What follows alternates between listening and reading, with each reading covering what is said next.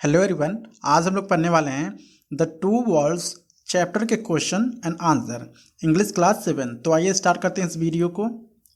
सबसे पहला क्वेश्चन इसमें दिया गया है कि inside home does the fight between two worlds goes on, यानी किसके अंदर में जो फाइट है दो भेड़ियों के बीच में चल रहा है। ठीक है, यानी टू वॉल्स यानी दो भेड़िया का नाम इसलिए यहाँ पर दिया गया है।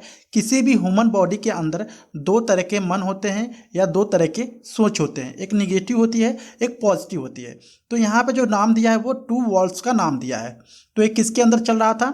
आंसर है the fight between the two walls goes on inside every person. ठीक है, यानी जो फाइट होता है दो चीज़ों के बीच में, लाइक दो मन के बीच में या दो सोच के बीच में, वह हर एक पर्सन के अंदर होता है। एक निगेटिव होता है एक पॉजिटिव होता है। ठीक है, क्वेश्चन 2 है which wolves win in the fight, यानी कौन सी चीज़ें या कौन सी वर्ल्स या कौन सी सोच हमारी अंदर जीतेगी।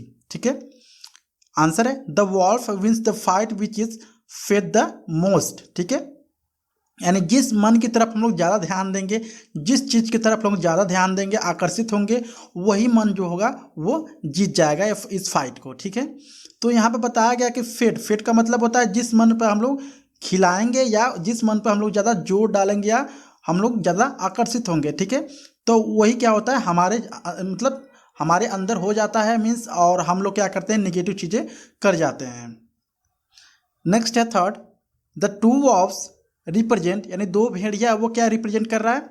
The evil angelic forces within us. ठीक है, यानी जो दो भेड़ियों का नाम है क्या रिप्रेजेंट कर रहा है? एक बुरा और एक अच्छाई प्रकट कर रहा है हर एक पर्सन के अंदर। ठीक है, फोर्थ है the master says that the feeling of is bad for human relationship as it's lead to the conflict. ठीक है, यानी मास्टर कहते हैं कि ये जो इस तरह की जो फीलिंग है, ठीक है, वह आदमी की जो रिलेशनशिप है उसको नष्ट कर देगी यानी बर्बाद कर देगी।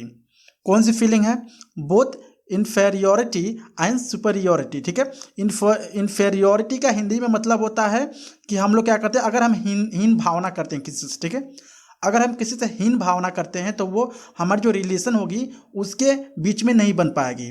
और सुपरियोरिटी, अगर हम अगर हम उसे उच्च समझें, ठीक है, यानी हम लोग समझे कि मैं उससे बड़ा हूँ, तभी हमारे और उसके बीच में रिलेशन नहीं बन पाएगी। तो ये दो चीज़ें हैं इन्फेरियोरिटी एंड सुपरियोरिटी, जो दो चीज़ें ह्यूमन के अंदर रहती है और उनकी जो रिलेशनशिप होती है वो बर्बाद कर देती है या ख़त्म कर देती है।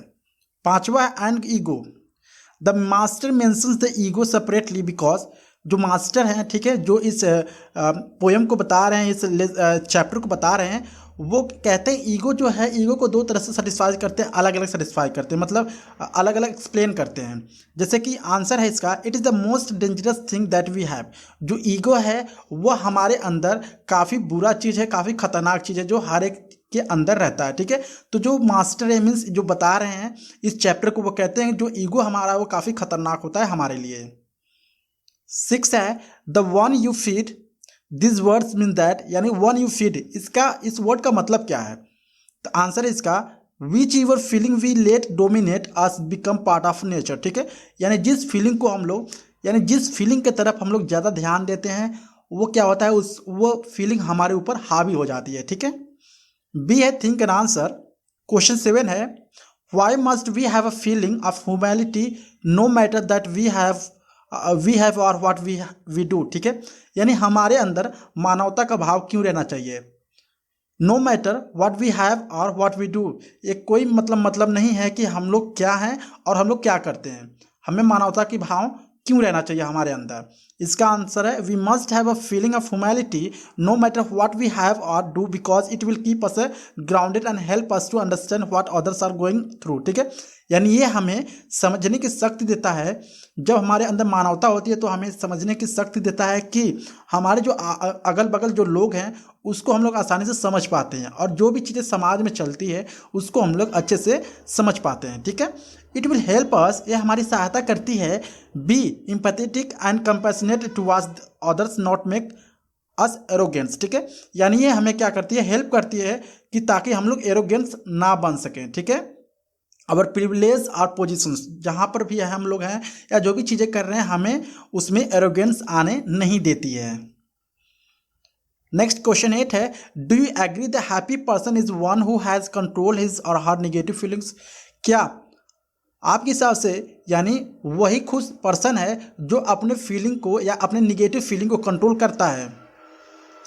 Answer yes, a happy person is one who has control his और हर नेगेटिव फीलिंग्स, यानी वही खुश पर्सन रहेगा जो अपने निगेटिव फीलिंग्स को कंट्रोल कर सकेगा।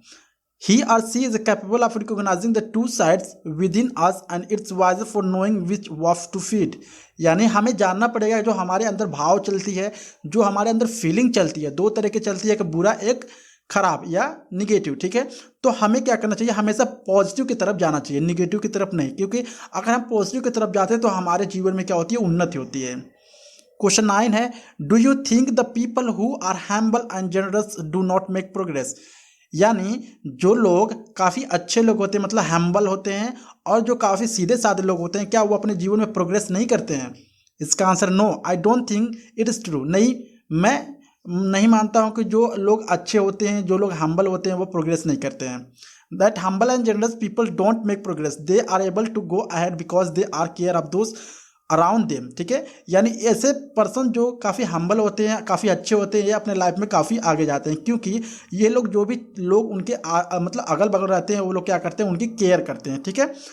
Are grounded in the realities of life, और वो लोग मतलब लाइफ का जो रियलिटी होता है उनको पता होता है, ठीक है। तो इस तरह के जो लोग होते हैं लाइफ में काफ़ी आगे जाते हैं। क्वेश्चन 10 एंड लास्ट है, why must we have a feeling of faith and hope? हमारे अंदर feeling of faith and hope क्यों होना चाहिए? मीन्स हमें विश्वास और आशा क्यों होनी चाहिए हमारे अंदर? आंसर है, we should have a feeling of faith and hope that will fill us with the positivity and help us to tackle good and bad phases of life, ठीक है। यानी हमारे अंदर विश्वास और आशा इसलिए होनी चाहिए क्योंकि ये हमारी हेल्प करता है किसी भी बुरे मौसम या बुरे जो लाइफ के दौर होते हैं, फेजेस होते हैं, उसको हैंडल करने के लिए हमें काफ़ी हेल्प देता है, और हमें पॉजिटिविटी हमेशा बरकरार बनाए रखता है। It will give us the strength, और ये हमें ताकत भी देती है इन डिफ़िकल्ट मोमेंट, यानी काफ़ी बुरे समय में, and help us to move ahead, और हमें ये ताकत देती है आगे बढ़ने के लिए, ठीक है। अगर हमें कहीं पे कुछ हो जाता है हमारी लाइफ में, या हमारे साथ कुछ गलत हो जाती है, तो ये हमें हेल्प करता है कि हम अपने जीवन में किस तरह से आगे बढ़ सकते हैं, और हमें ये हमेशा पॉजिटिव बनाए रखता है। सो आई होप आपको वीडियो अच्छा लगा होगा। अगर अच्छा लगा please like and subscribe my channel. Thank you so much.